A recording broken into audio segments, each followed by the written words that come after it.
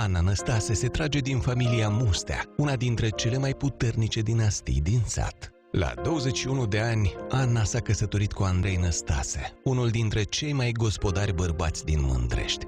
Ambii erau descendenții a două familii respectabile și au jurat iubire, împreună au apucat viața de mână și au hotărât să-și urmeze visele. Era tare cu minte, nu bea, nu fuma și mi-a plăcut de dânsul. Mi-a plăcut, că era un om cum scate.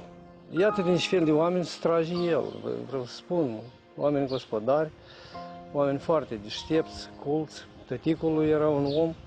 Vi-l aduceți aminte pe tăticul lui? Bineînțeles, el a lucrat șef de brigadă la brigada specializată de chimicale pentru protecția plantelor. Foarte deștept.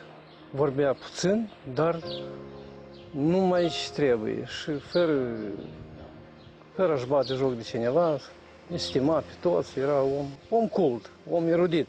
O tare om bun, el lucra brigadier de tractoare.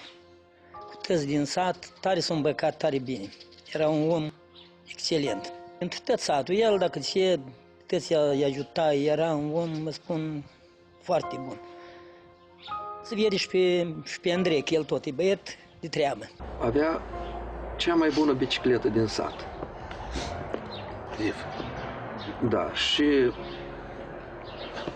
noi eram copii și eu tot timpul veneam pe lângă el, încă eram aici, eram copil și spuneam tot timpul, bicicleta asta așa e de bună, bicicleta asta așa e de bună și eu aș vrea să am și eu o bicicletă de felul ăsta.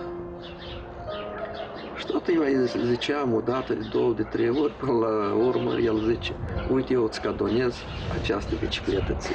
Și el mi-a dat mie această bicicletă. Că era un om foarte, cum să vă spun, generos și dacă vede un copil că vrea ceva, era și un risc.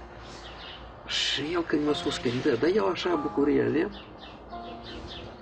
și eu chiar m-am urcat pe motocicletă și m-am dus până la Ciulucani, până la Casa de Cultură și m-am întors înapoi și i-am mulțumit.